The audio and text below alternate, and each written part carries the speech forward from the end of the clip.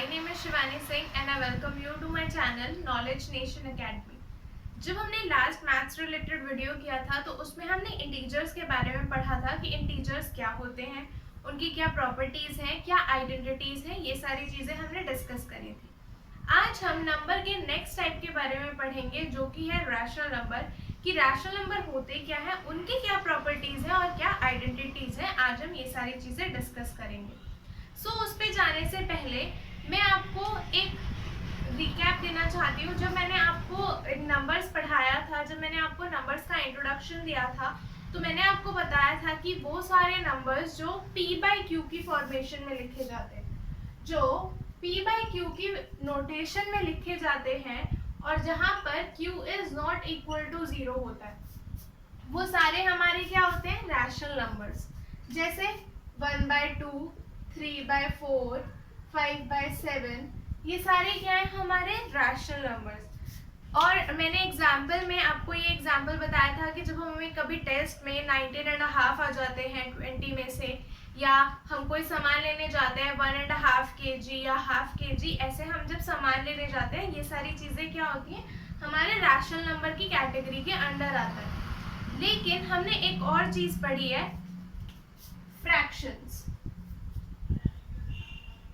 Fractions भी तो कुछ इसी तरह से लिखे जाते हैं, p बाई क्यू की फॉर्मेशन में लिखे जाते हैं और उसमें भी q is not equal to 0 होता है।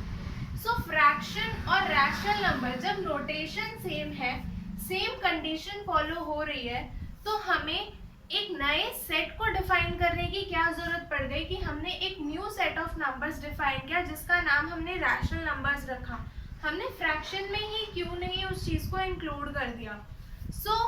इस चीज को लेकर जो डाउट है वो भी आपका आज क्लियर हो जाएगा कि रैशनल नंबर और फ्रैक्शंस में क्या डिफरेंस है। फ्रैक्शंस हमेशा पॉजिटिव नंबर्स होते हैं, जैसे 5/7, 3/5, 8/3, सारे क्या है, पॉजिटिव। यहाँ p भी पॉजिटिव है और q भी पॉजिटिव है, p भी पॉजिटिव है और q भी पॉजिटिव है, p भी पॉजिटिव है और q भी पॉजिटिव है। लेकिन रैशनल नंबर के साथ ऐसा नहीं होता। अभी तक हमने जितने भी नंबर्स पढ़े हैं, natural number, whole number, integers, तो होल नंबर्स क्या है, 0 प्लस नेचुरल नंबर। मतलब नेचुरल नंबर को हमने छोड़ा नहीं, नेचुरल नंबर को हम साथ में लेकर आए, उसमें एक नई चीज ऐड कर दी जिसको हमने क्या नाम दिया, होल नंबर्स।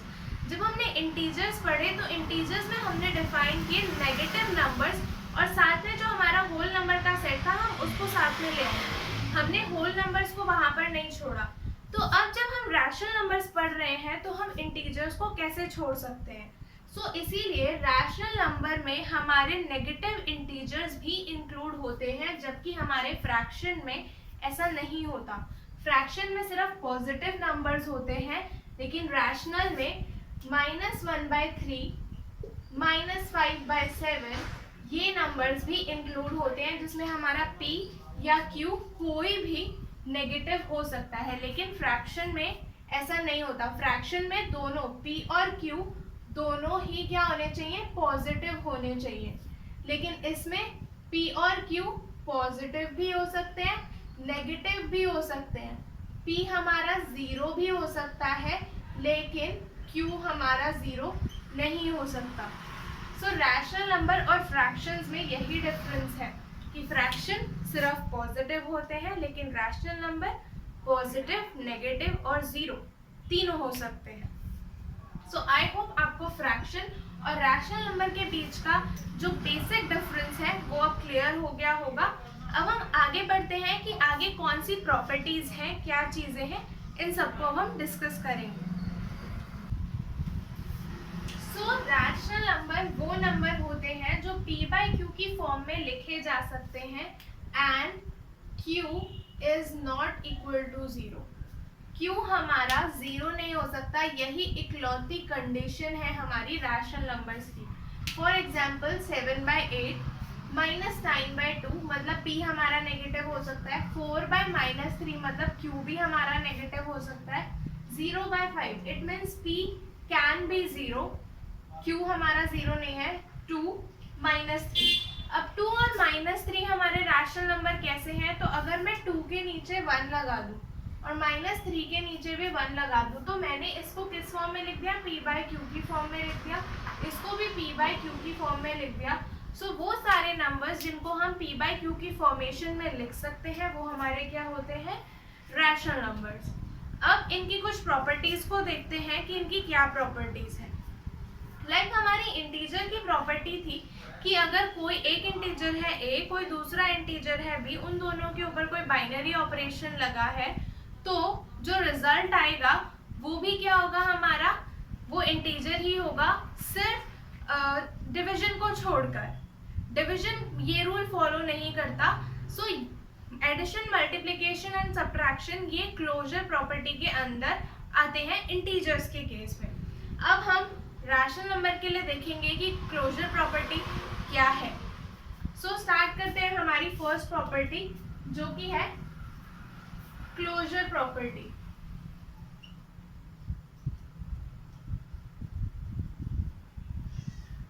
जिसमें हमने क्या किया था, लेट किया था, let a and b be 2।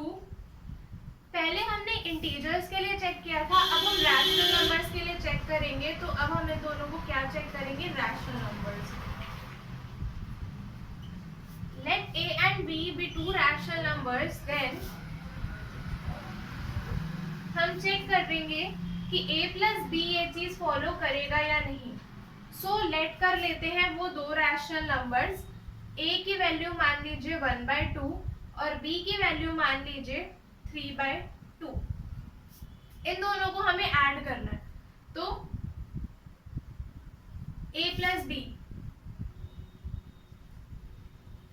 1/2 plus 3/2, it means denominator same है तो ऐड कर लेंगे सिंपली, तो रिजल्ट आ जाएगा क्या, 4/2 विच इज इक्वल टू 2।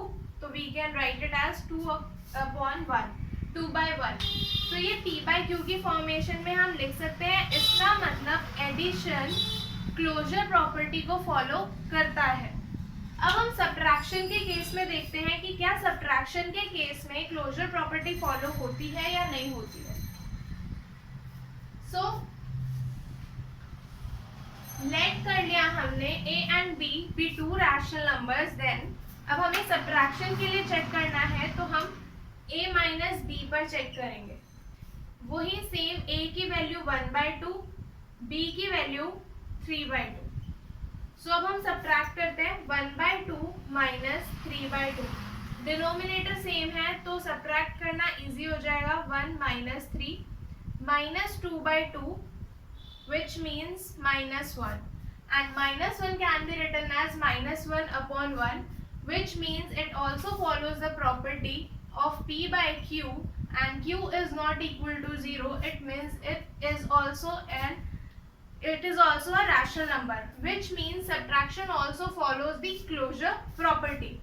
इसका मतलब सब्ट्रैक्शन के लिए भी क्लोजर प्रॉपर्टी फॉलो हो रही है। एडिशन के लिए भी ट्रू है, सब्ट्रैक्शन के लिए भी ट्रू है। नाउ लेट्स सी कि वो मल्टीप्लिकेशन के लिए ट्रू होती है या नहीं। सो हम मल्टीप्लिकेशन के लिए चेक करेंगे कि मल्टीप्लिकेशन के लिए ये चीज फॉलो हो रही है या नहीं। मल्टीप्लिकेशन क्लोजर प्रॉपर्टी को फॉलो करता है या नहीं। a into b, a is 1/2 and b is 3/2, which means 3/4, which is also equal to p/q. It means multiplication ने भी क्लोजर प्रॉपर्टी को फॉलो किया है। It means addition, subtraction and multiplication तीनों ही क्लोजर प्रॉपर्टी को फॉलो करते हैं। अब हम डिवीजन के लिए चेक करते हैं कि डिवीजन के लिए फॉलो होता है या नहीं होता।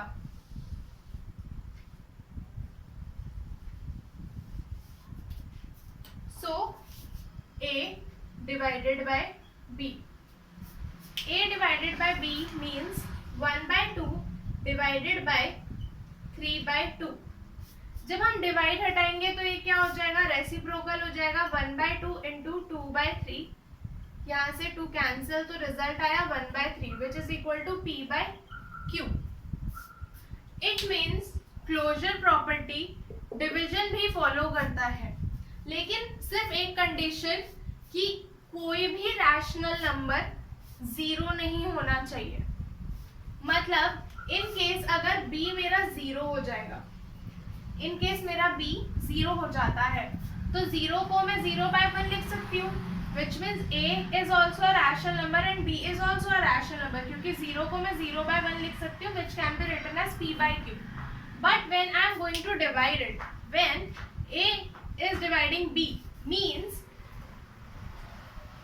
when I am dividing 1/2 by 0/1, it means मुझे इसका रेसिप्रोकल करना पड़ेगा 1/2 into 1/0 and this is not possible. So यहाँ पर ये चीज वॉयलेट हो गई। p/q की जो ओनली कंडीशन थी कि q can not B zero, तो यहाँ पे तो ये रैशनल नंबर ही नहीं बचा, एंड जब हम इसको मल्टीप्लाई करेंगे तो आंसर आएगा 1/0 और q can not be equal to zero. एक ही कंडीशन थी, वही वॉयलेट हो गई। जब वही वॉयलेट हो गई तो ये रैशनल नंबर नहीं है। इसका मतलब कि क्लोजर प्रॉपर्टी डिवीजन फॉलो करता है, लेकिन जीरो को छोड़कर। जीरो नहीं होना चाहिए, बाकी फॉलो करता है। इसका मतलब हम इसको लिख सकते हैं कि let a and b be two rational numbers, then a star b where is also a rational number.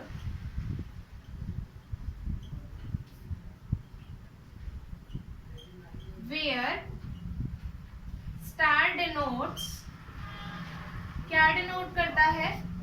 Addition, subtraction, multiplication and division। लेकिन कब नहीं करता? Except zero.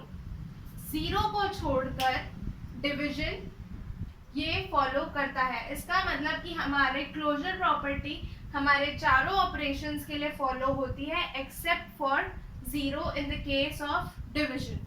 आई होप आपको क्लोजर प्रॉपर्टी क्लियर होगी। अब हम हमारी सेकेंड प्रॉपर्टी के ऊपर चलते हैं, जो कि है हमारी कॉम्यूटेटिव प्रॉपर्टी। अब हम हमारी सेकेंड प्रॉपर्टी जो कि है कॉम्यूटेटिव प्रॉपर्टी, इसको देखेंगे। जब हमने इंटीजर्स में कॉम्यूटेटिव प्रॉपर्टी पढ़ी थी तो हमने लेट किए थे a and b two integers और a star b is equal to b star a। Means star का मतलब कोई भी बाइनरी ऑपरेशन, जब मैं a के बाद ऑपरेशन लगा के उसमें b को सॉल्व करूंगी तो वो इक्वल होगा जब मैं b में पहले ऑपरेशन लगा के बाद में a को उसके साथ सॉल्व करूंगी। सो हमें रैशनल नंबर के लिए भी यही चीज चेक करनी है। जब हमने इंटीजर्स में पढ़ा था तो इंटीजर्स में सिर्फ एडिशन और मल्टीप्लिकेशन ने ये प्रॉपर्टी फॉलो की थी, डिवीजन और सब्ट्रैक्शन ने ये प्रॉपर्टी फॉलो नहीं की थी। तो हमें अब रैशनल नंबर्स में देखना है कि ये प्रॉपर्टी कौन कौन से बाइनरी ऑपरेशंस हमारे फॉलो करते हैं। तो सबसे पहले हम एडिशन के साथ देखेंगे कि एडिशन के साथ ये प्रॉपर्टी फॉलो होती है कि नहीं होती है।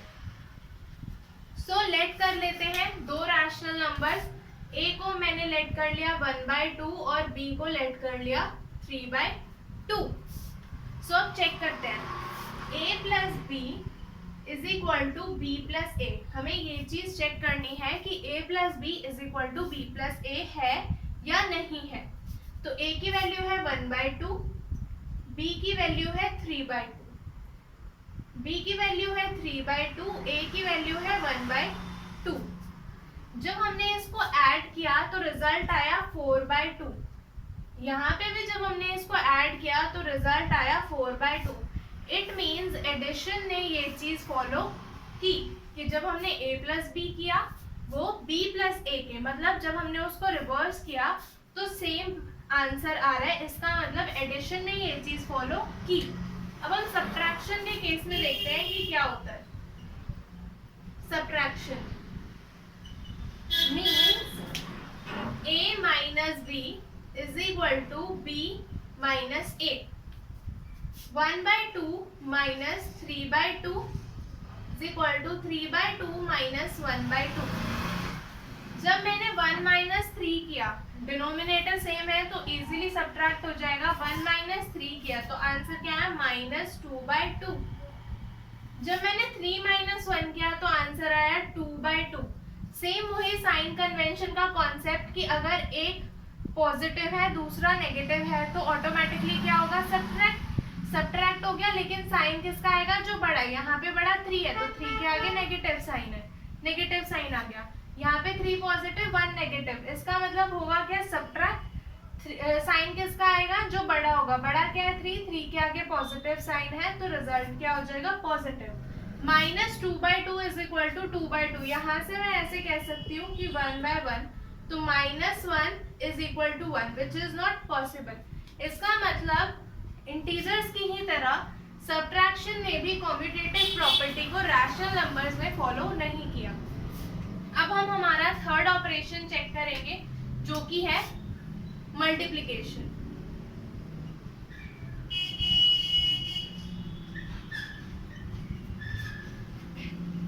इसका मतलब a multiply b is equal to b multiply a, ये चीज होनी चाहिए। चेक करते हैं ऐसा है या नहीं है। तो a की वैल्यू है 1/2 into 3/2 is equal to 3/2 into 1/2। यहाँ पे 3 into 1 is 1, sorry 3 into 1 is 3, 2 into 2 is 4, 3/4। Similarly 3 into 1 is 3, 2 into 2 is 4। इसका मतलब रिजल्ट सेम है। इसका मतलब एडिशन ने और मल्टीप्लिकेशन ने इंटीजर्स की तरह कॉम्यूटेटिव प्रॉपर्टी को रैशनल नंबर में भी फॉलो किया। अब हम डिवीजन के लिए चेक करेंगे कि डिवीजन के लिए ये चीज ट्रू है या नहीं है। सो देखते हैं।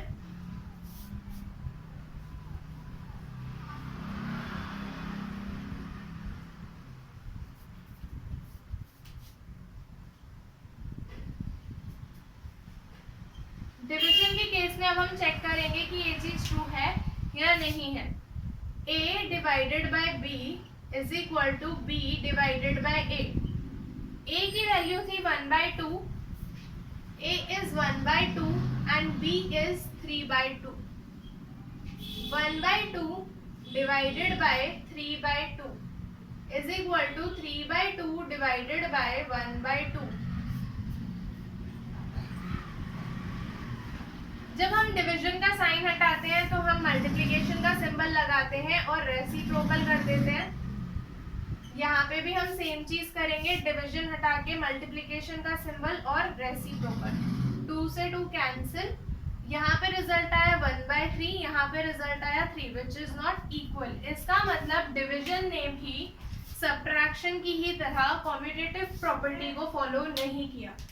इसका मतलब जो प्रॉपर्टीज जिस बाइनरी ऑपरेशन ने, जिन दो बाइनरी ऑपरेशन ने इंटीजर्स में कॉम्यूटेटिव प्रॉपर्टी को फॉलो किया था, एडिशन और मल्टीप्लिकेशन, उन्हीं दो बाइनरी ऑपरेशंस ने रैशनल नंबर की कॉम्यूटेटिव प्रॉपर्टी को भी फॉलो किया है।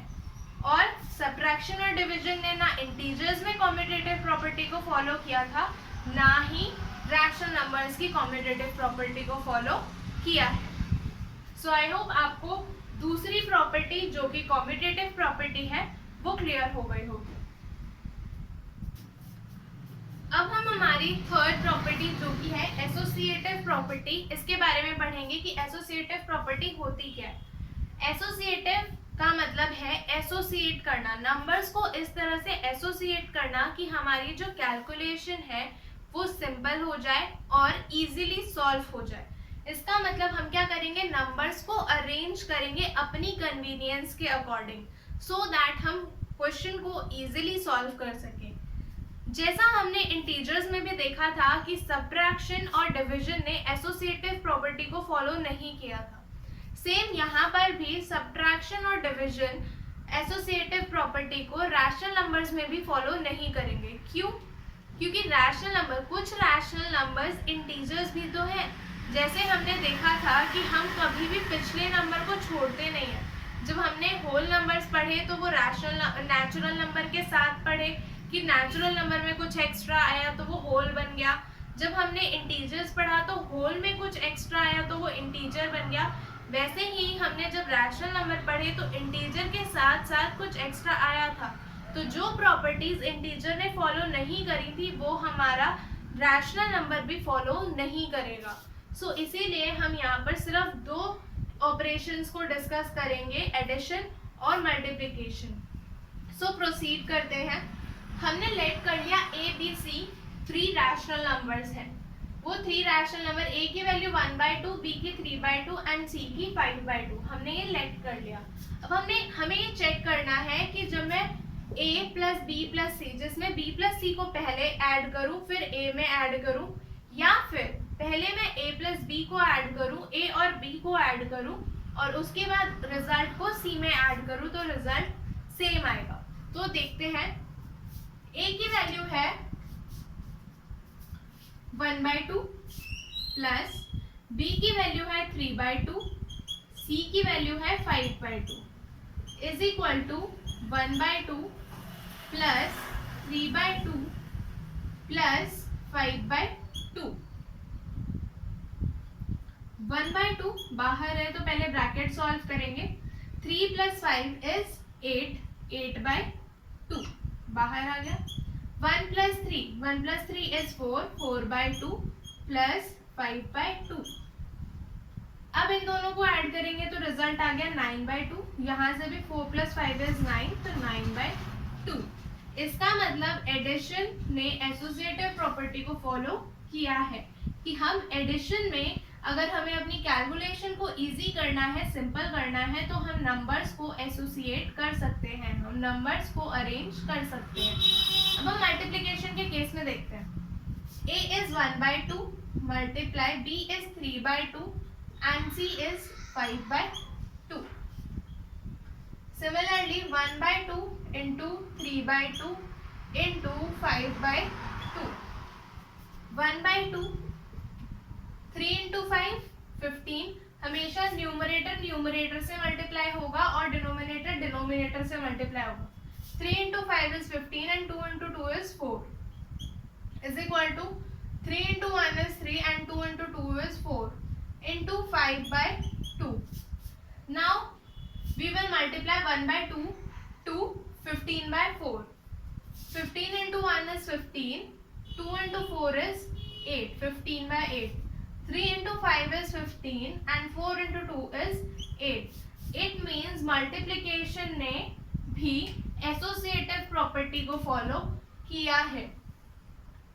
इसने भी किया है और इसने भी किया है। इसका मतलब एडिशन और मल्टीप्लिकेशन में कैलकुलेशन को सिंपलर और इजियर बनाने के लिए हम एसोसिएटिव प्रॉपर्टी का यूज कर सकते हैं, चाहे वो इंटीजर्स के केस में हो या फिर वो रैशनल नंबर के केस में हो। आई होप आपको एसोसिएटिव प्रॉपर्टी क्लियर हो गई होगी। अब हम हमारी लास्ट प्रॉपर्टी डिस्ट्रीब्यूटिव प्रॉपर्टी, उसके बारे में पढ़ेंगे। Now we are going to study our last property which is distributive property. Distributive means कि हमें किसी चीज को क्या करना है, डिस्ट्रीब्यूट करना है। इसमें दो बाइनरी ऑपरेशंस यूज होंगे हमारे, एक मल्टीप्लिकेशन, दूसरा एडिशन। विच मीन्स कि जब मैंने a, b और c, a into B plus C, जब मैंने ये किया तो ये किसके इक्वल होगा, a into B plus a into C. चाहे मैं इसको कंबाइन करके फिर मल्टीप्लाई करूं या फिर मैं यहाँ पे इसको डिस्ट्रीब्यूट करके फिर सॉल्व करूं, रिजल्ट क्या आएगा, सेम। सो देखते हैं हमारे a, b और c की वैल्यू हमें गिवन है, चेक करते हैं।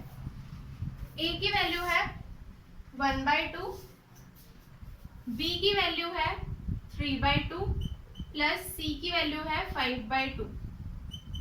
यहाँ पे सेपरेट करके देखते हैं। 1/2 इंटू 3/2 प्लस 1/2 इंटू 5/2।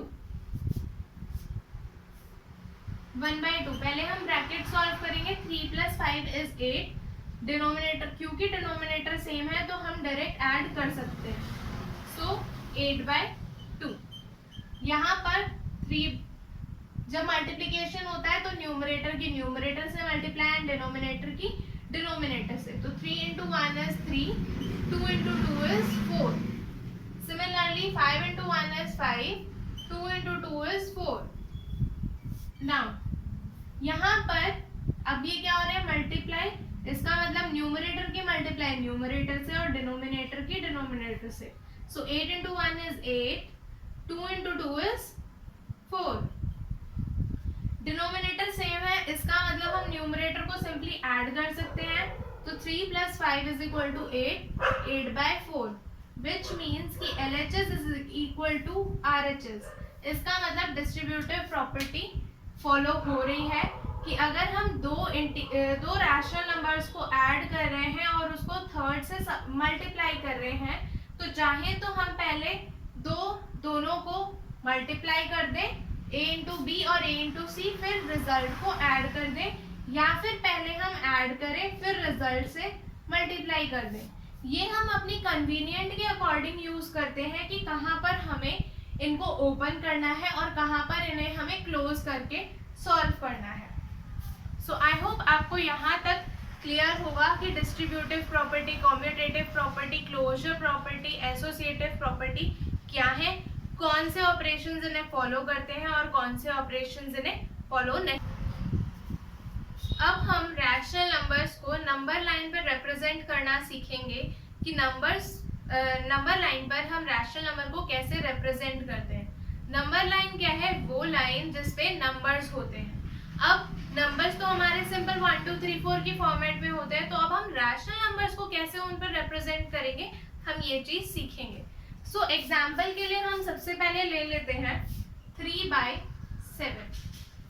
3/7 ये न्यूमरेटर है, ये डिनोमिनेटर है। शॉर्ट फॉर्म यूज कर रहे हैं हम, न्यूमरेटर है, डिनोमिनेटर है। न्यूमरेटर डिनोमिनेटर से छोटा है। इसका मतलब ये जब भी हम सॉल्व करेंगे, इसको जब हम सॉल्व करेंगे तो ये क्या होगा, लेस देन 1 होगा। इसकी जो वैल्यू होगी वो क्या होगी, लेस देन 1 होगी। इसका मतलब ये नंबर 0 से 1 के बीच में लाई करेगा। जब भी न्यूमरेटर डिनोमिनेटर से छोटा होगा, न्यूमरेटर डिनोमिनेटर से छोटा होगा, तो वो नंबर 0 to 1 के बीच में लाई करेगा। अच्छा, अगर मैं 7/7 लिखूं तो 7/7 का मतलब है 1, ठीक है। सो अब हम इस चीज को नंबर लाइन पे कैसे रिप्रेजेंट करेंगे, अब हम वो चीज देखते हैं। हमने नंबर लाइन बनाई, हमें पता है ये 0 to 1 के बीच में लाई कर रहा है, तो इसका मतलब हमें बाकी नंबर से तो कोई मतलब ही नहीं है, तो हम 0 और 1 को ही देखेंगे। कितने नंबर है 3/7, इसका मतलब इसको कितने पार्ट्स में डिवाइड किया गया होगा, 7 पार्ट्स में। सो हम पार्टीशन करते हैं, 1 2 3 4 5 6 7। लेकिन 7/7 तो 1 के इक्वल होता है, इसका मतलब हम इसको 7 पार्ट्स में डिवाइड नहीं करेंगे। तो आप कितने पार्ट्स में डिवाइड करेंगे, हम इसको डिनोमिनेटर से एक कम, यानी कि 7 से एक कम, यानी कि कितने पार्ट्स में डिवाइड करेंगे, 6 पार्ट्स में। 1 2 3 4 5 6। हमने इसको कितने पार्ट्स में डिवाइड किया, 6 पार्ट्स में। अब हमें क्या करना है, काउंट करना है। कहाँ तक, 3 तक। 1 2 3। हमने सबसे पहले क्या किया, पहले हमने चेक किया न्यूमरेटर और डिनोमिनेटर, बड़ा कौन है, बड़ा है डिनोमिनेटर। इसका मतलब नंबर लाई करेगा 0 to 1 के बीच में, चाहे कोई भी नंबर लिखा हो, अगर डिनोमिनेटर बड़ा है न्यूमरेटर से तो वो हमेशा 0 to 1 के बीच में लाई करेगा। सो हमें दो ही नंबर चाहिए, 0 और 1। अब हमने क्या किया, हमने इस 0 to 1 के पार्टीशंस के कितने पार्टीशंस, डिनोमिनेटर से एक कम, डिनोमिनेटर से एक कम मतलब 7 minus 1 which is 6, तो हमने कितने पार्टीशंस किए, 6। अब हमें क्या करना है, 3/7 को रिप्रेजेंट करना है, तो न्यूमरेटर क्या है 3, तो अब हम कितना काउंट करेंगे, 0 से नहीं, 0 के बाद से 1 2 3, तो जहां पर भी 3 आया, ये हमारा यहाँ पे 3 आया था, तो ये क्या हो जाएगा 3/7। एक और एग्जांपल देते हैं, जैसे 5/7, 5/7, 7 बड़ा है 5 छोटा है, इसका मतलब ये कहाँ लाई करेगा, 0 to 1 के बीच में लाई करेगा, 0 to 1 के बीच में लाई करेगा, इसका मतलब हमें दो ही नंबर चाहिए, 0 और 1। पार्टीशन कितने होंगे, डिनोमिनेटर से एक कम, डिनोमिनेटर से एक कम का मतलब 1 6, 1 2 3 4 5 6। अब हमें कहाँ तक जाना है, 5 पे जाना है, तो 1 2 3 4 5, तो ये क्या हो गया हमारा 5/7। हम इस तरह से रिप्रेजेंटेशन करते हैं। ये तो हो गया चलो कि जब न्यूमरेटर छोटा है, इन केस नंबर कुछ ऐसा हो जाए 5/3, अब तो न्यूमरेटर बड़ा हो गया, अब हम इसको कैसे रिप्रेजेंट करेंगे, सो अब हम इस चीज को सीखेंगे, जब हमारा न्यूमरेटर बड़ा हो जाता है तो हम कैसे रिप्रेजेंट करते हैं।